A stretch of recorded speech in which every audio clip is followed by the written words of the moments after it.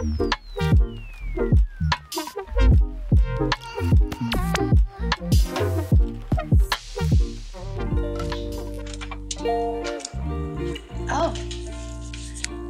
hello. Welcome. Come on in.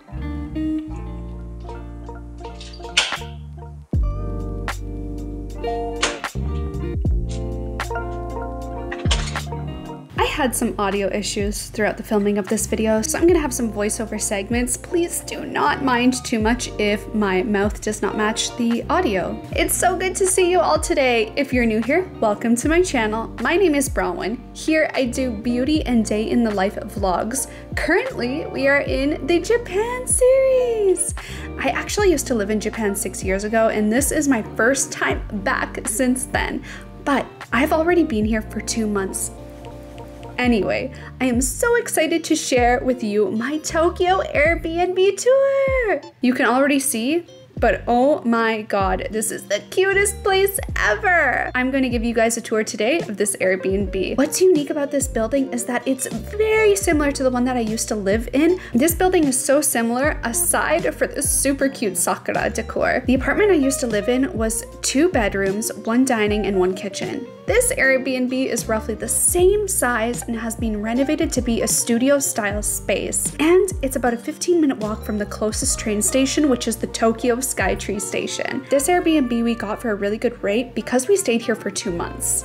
I believe overall it cost around 1,000 USD per month with the discounted rate. Well, enough of that, let's start the tour.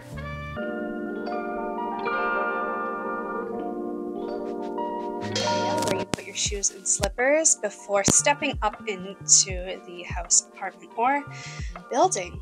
This GENKAN has a window as well, and when I first got here, all these trees were cherry blossom sakura trees along the Sumida River, which was absolutely stunning. Front door, and what was nice about this Airbnb is that they had the main lock with passcode, then below they have a master lock that can only be opened with a key. But one thing I didn't like is that they removed the safety lock, but I get it in case there is an emergency, maybe they need to get in here, but still, good thing Japan is a very safe country for being a solo traveler. Additionally, you could find this shoe storage in the GENKAN, which is pretty standard. Aside from the GENKAN area is the rest of the main living area. In this Airbnb is a old, I want to say apartment building that is a I think it used to be a 1 LDK, so right now I'm stepping and standing in the living area of the unit. Then there is an elevated platform which has the bed, which if you look closely and carefully enough, you can tell that it used to be a tatami style room with sliding doors, but they removed all of that for the Airbnb purpose, I'm assuming, or whoever had this pre-Airbnb didn't want the tatami style room and wanted more of a Western style open concept bachelor pad. It also has a separate bathroom with a tub, and then it also has the separate toilet room, which is closer towards the kitchen area. But overall, this Airbnb is actually pretty big for the price that I paid for it. I don't remember off the top of my head what we ended up paying for this Airbnb, and we actually rented it out for 2 months. 2 months. Yes, we booked this extremely early, like several months in advance, to make sure we could find a place, because it's actually really difficult to find a reasonably priced Airbnb in Tokyo right now, just because the demand is so high. So we booked this, I think, back in January 2020, like several months before we were actually arriving. So we actually ended up getting a pretty good deal on this unit. So if you do know the exact dates that you're going to be traveling to Japan, I heavily suggest booking well in advance. And if you're like me, book 1 Airbnb your entire trip, especially if you're planning to stay long term, because the longer you stay at 1 Airbnb, the more discount you get off the rate. So what we opted to do was to have this Airbnb as our home base, and then if we went to Kyoto, Osaka, or anywhere else, and we did that, plus we went to Korea for a few days, we still had this Airbnb, so we actually could leave our big suitcases here and just take a few bags with us when we are going to our other locations for a few days, so we didn't have to drag our luggage around, and that was worth it in its entirety. So that is my travel tip of the day if you're coming to Japan. But let me show you this area right here. This is the living area. It's actually quite spacious. What the heck? Look at this. There's a lot of room. This location is actually pretty great if there's 2 people staying here.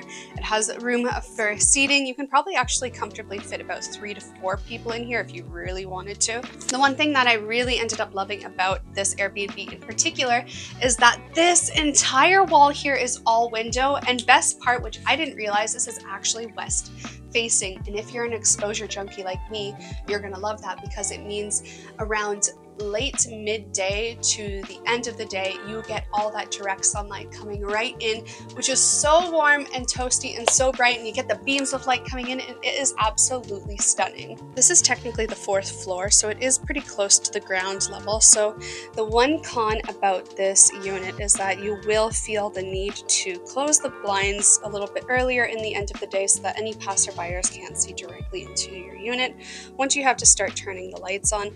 But otherwise, it is really convenient, and it is super close to Tokyo Skytree. Once again, in the early spring, all these trees, or almost all of these trees, were Sakura trees, and it was absolutely stunning. And right across there is the Sumida River, where they had a cherry blossom festival every single night, and the whole entire river was lined with cherry blossom trees.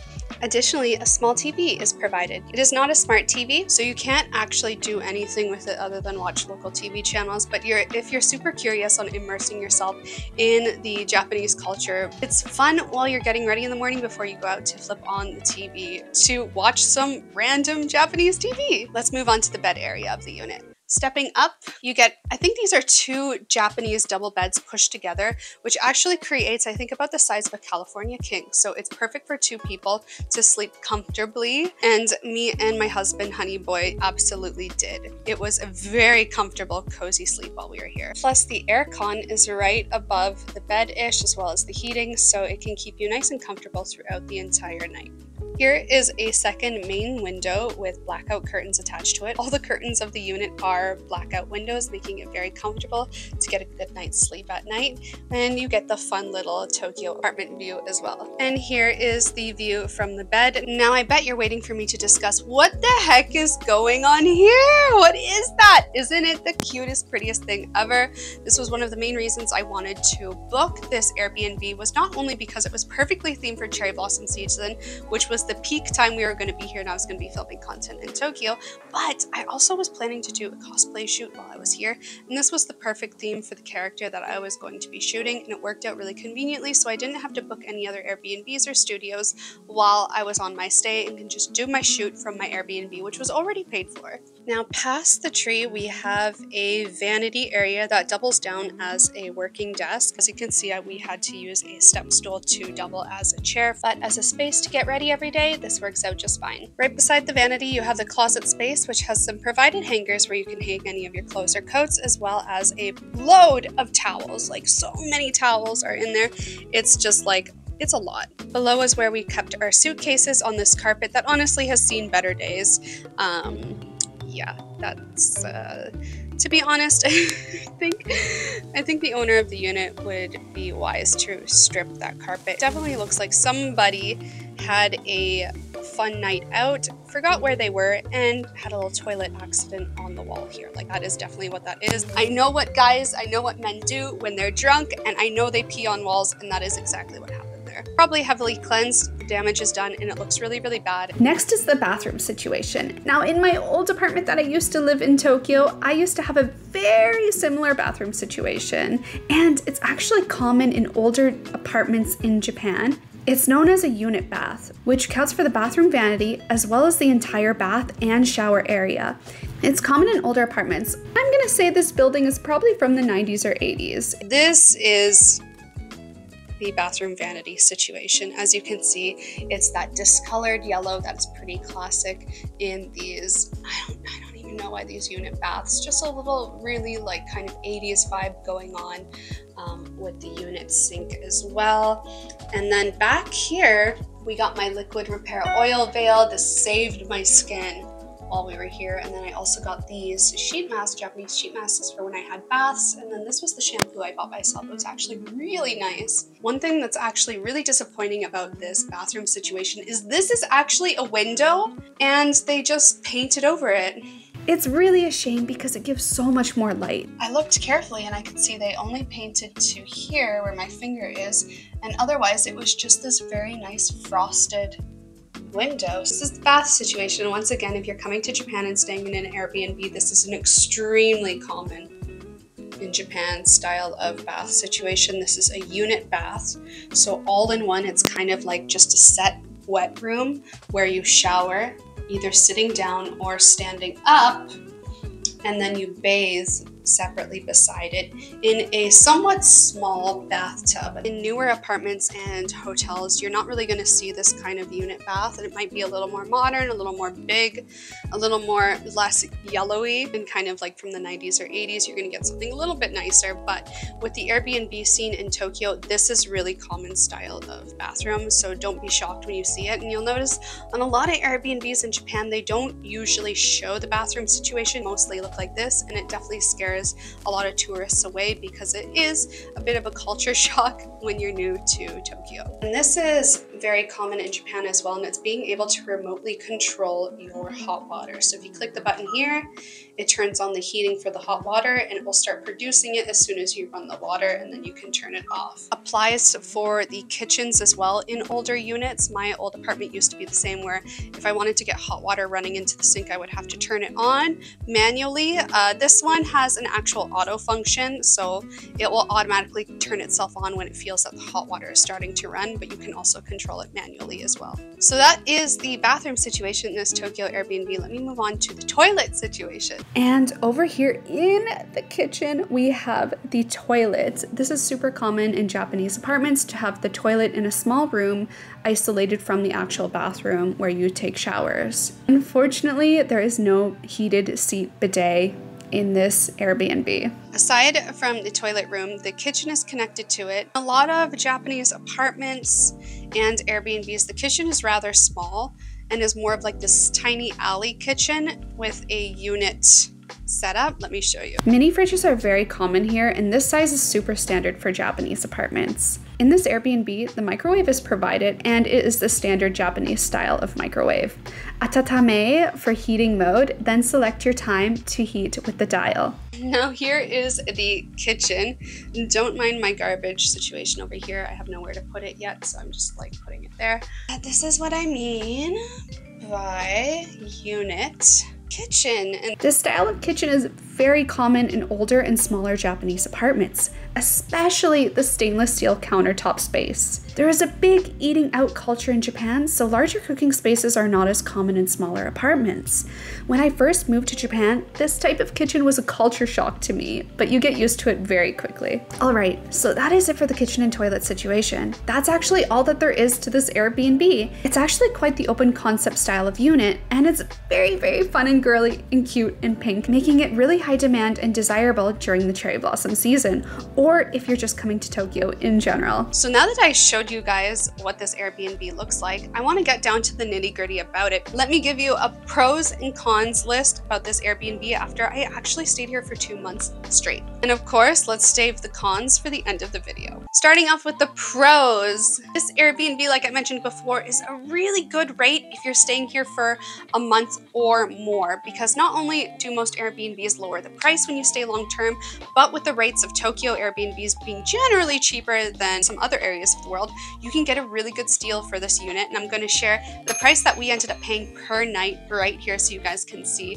what it was compared to the regular once a night rate if you're not staying long term. So the deal was actually pretty good, especially for a long-term stay. Another thing that was great about this unit is that it came with Wi-Fi, so you don't have to worry about having a Wi-Fi or internet situation when you get here. Additionally, you are right by Oshiage Skytree station, and you're also close to Asakusa station and Sensoji temple. Those are two major big tourist areas in Tokyo, and they actually are two stations that are very easy and accessible to the rest of Tokyo. You have a 7-Eleven literally 4 minutes down the street. I've been surviving off 7-Eleven since I've been here, especially when we didn't want to eat out. If you're coming during cherry blossom season, there is a cherry blossom festival literally right across the street, and the entire Sumida River is lined with pink lanterns and cherry blossoms, and it is just the absolute most stunning thing to see while you're here. The last pro that I can think off the top of my head is the overall space you get, accessibility, and lighting the unit has to offer. This is a pretty big Airbnb, especially for Tokyo, Japan. Also, the amount of windows and lighting is not common in Tokyo whatsoever, so this is actually pretty amazing that you get an entire wall lined with windows. That is just not super easy to get here, especially for the price. In addition, you do have your full working kitchen that you can use while you're here. So if you are on a little bit more of a budget and don't want to eat at 7-Eleven or out to eat every single day that you're here, you can save money by getting some groceries from the 7-Eleven or the grocery stores and cook your own meals if you wanted to. There is additionally a working washing machine on this floor specifically that you can use to wash your clothes while you're here, making it really easy for long-term use. Now that we're done with the pros, let's move on to the cons. To be honest, there's quite a few. Now, when I saw the original daily rate of this Airbnb, I was under the impression this is not a budget Airbnb, especially because there were some cheaper options out there. And given the pictures that were present and the amazing 5-star reviews, many 5-star reviews for the past few years of this unit, I had to guess standard expectations when it comes to an Airbnb. The first night that we got here really late, like 1 a.m. and we just kind of came in, passed out, and that was that. But when I woke up the next morning, I immediately noticed how filthy this place was, which was really upsetting. Now, I am under the impression that this Airbnb is not managed by an individual, but a company in itself, and they probably hire Airbnb cleaners to come in. And I actually used to be an Airbnb cleaner when I first moved to Toronto for extra money, so I know what the expectations are, the rules of Airbnb cleaners, and how it all works. So the person coming in every single time to clean the unit can be different, and it just depends who's available to do the job. This Airbnb was so dirty, I did not feel comfortable being in here. And one thing I immediately noticed is that whoever had been cleaning this unit was doing surface visual cleans, so like glass surfaces such as the table and high contact areas would be wiped down, but anything else that wasn't so high contact was just kind of not cleaned at all. Additionally, I'm not too sure if they even ever vacuumed the unit or if they were just using a broom to sweep up, because there was, I kid you not, other pubes kind of everywhere throughout and body hair and head hair everywhere. And this tree in particular was the grossest. Just around the whole base of it on the floor, there is just hairballs of other people, hair and dust and other people's hair. And I'm blonde. These are long black hairs, long pubes. It's just very disgusting. There's even wig hair hanging from the flowers. I saw some long red hairs. Just, obviously not my hairs, and that was really off-putting. Additionally, I could see kind of around the bed in the corners, the same kind of thing happening. There was just buildup of black dust in the corners and just body hair of other guests. The windowsills were in a thick black layer of dust and again hair. I wanted to use the TV. The first day here, first morning, I wanted to put on the TV to just kind of immerse myself, get excited about being in Japan. And when I went to go grab the remote controller, I noticed how dirty it looked. So I immediately took dish soap and water on a tissue and I wiped down the controller, and I'll insert a photo of what came off. That's not me being picky, that's just this controller has not been cleaned probably the whole time this Airbnb has been in existence, perhaps. Everything kind of added up got me into thinking, okay, I need to check every surface in here because this is gross. So I did the same thing to the TV unit table, the GENKAN counter, literally the vanity desk situation, and the same thing was happening. It was coming up black, brown, just really disgusting, really not comfortable at all with that situation. And what really kind of upset me the most outside of that was when I went to check out, like observe the toilet situation, I lifted up the seat and there was just a big long black pube on it, and there was still like urine around like where the toilet seat connects to the toilet base itself. There was just dried, crystallized and sticky urine from other guests, and it was just very disturbing, especially as someone who used to be an Airbnb cleaner and knowing how strict the rules are on cleaning practices, especially given that it was just a pandemic. It was just really upsetting for me, and for that, my whole review of this Airbnb is going to probably be like a 1-star just because it was so filthy. I mean, like, come on, right? You actually were probably going to consider booking a different place, but because we had secured this place for 2 months at such a good rate, we opted to just clean it ourselves. So that day I went to 7-Eleven, I bought a ton of cleaning supplies, and I just kind of spent my whole first day cleaning this place so it wasn't so filthy anymore, which is pretty, like, as a guest who's paying so like thousands of dollars to stay here for 2 months, that's pretty bad. Outside of the overall filthiness of this unit, another half con, half pro location. So this area was beautiful in cherry blossom season because there are so many cherry blossoms everywhere. But if it is your first time to Tokyo, you might find yourself thinking it's kind of far away from the key major tourist areas like Shinjuku, Shibuya, Ikebukuro, Meguro, Minato-ku, Roppongi, Daikanyama, like all those kind of major Aoyama, Omotesando. It's kind of a little far from all of those places. Like, those are a little bit the other side of Tokyo.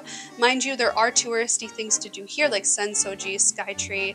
Asakusa in general is like the only area in Tokyo that still does geisha shows and stuff like that, and there's a lot of like festivals that happen here. But otherwise, like the major well-known touristy things like Harajuku, that's all on the other side of Tokyo, and it will actually take you around 40 minutes every time you want to go there via walking and train. When I was checking out reviews of this Airbnb, I saw someone complaining about having to walk to the station, which actually surprised me. It is about a 15-minute walk to Oshiage Station, which is one road the entire way. You just leave this unit, walk down one street all the way to the station. If you're planning to come to Japan, by default, expect to be walking to stations. And if you wanted to get an Airbnb that was closer to the station, expect the price to go up, up, up. But it's pretty standard for Airbnbs to be roughly around 10 to 15-minute walk to any station. Now for me, that's not actually a con. I love seeing the back streets of Tokyo. It's so unique and the experience itself is worth it. But if you're not someone who's used to walking, then you should expect to be walking most of the time that you're in Tokyo, as walking is just super, super common here and the cities are built around it. Another con about this Airbnb was how loud it is. One thing that you don't know in the listing is that this Airbnb is actually almost pretty much directly under a highway. So it is just overall very loud at night. So if you are not used to being that close to a highway, I suggest bringing earplugs for sleeping at night, just because it is really loud, and just kind of all throughout the night you hear like boom, boom, boom, boom from trucks, like transport trucks going over the highway. It's really loud, and honestly, the past 2 weeks, it's really been starting to disrupt my sleep even through my earplugs, so I can't wait to get away from that. Now, when I was living in Toronto, I actually used to live the same kind of closeness to a highway, but I was so high up that the sound didn't really make it that high. But this is like literally floor to floor, like you're almost eye level with the highway overpass, so it's really loud. So that is something to be aware of if you're considering booking this Airbnb as well. Now, if you're a city slicker and you're used to traffic noises and being right directly beside a major highway, you'll probably be fine. Another con I want to mention is the internet. Now, I did say that was a pro about this Airbnb, but it also is a con at the same time, and let me tell you why. This Airbnb's internet is garbage if you're planning to get any work done. Now, if you're just planning to use the internet for browsing, being on social media, maybe watching a few Netflix shows, you're probably going to be okay.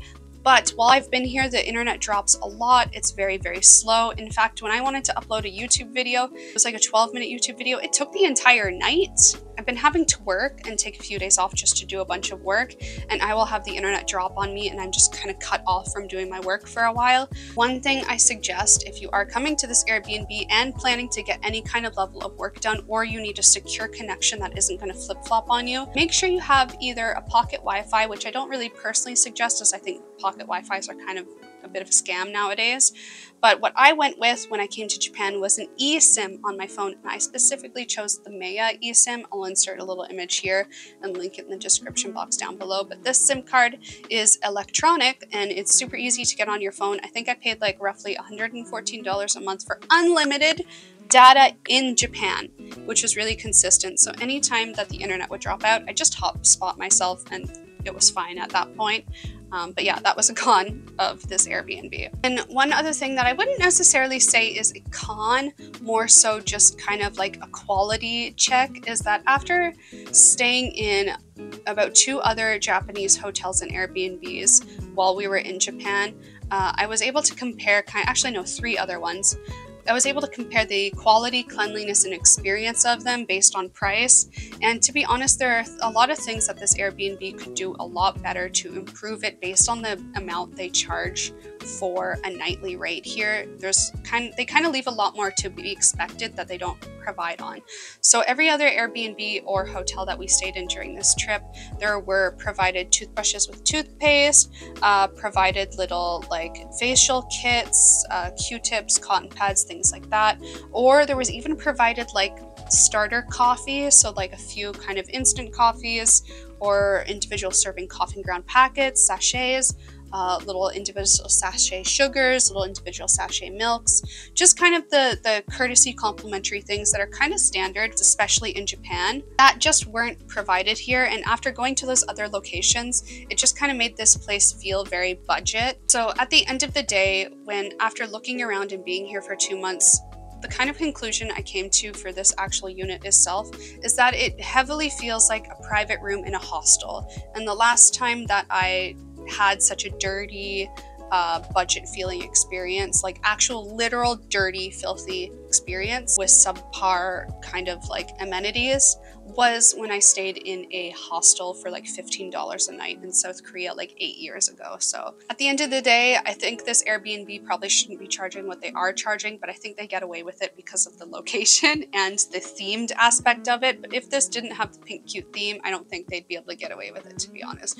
So anyway, tour of my Tokyo Airbnb and my pros and cons list review on this Airbnb itself after staying here for 2 months, and also comparing it to other Airbnbs and hotels I stayed at while I was here. Thumbs up this video if you liked it, share it with anyone who's planning an upcoming Tokyo trip or anyone who might find this interesting to them, and of course subscribe if you guys want to see lifestyle content, day in the life content, you know, stuff like that. Check out my channel.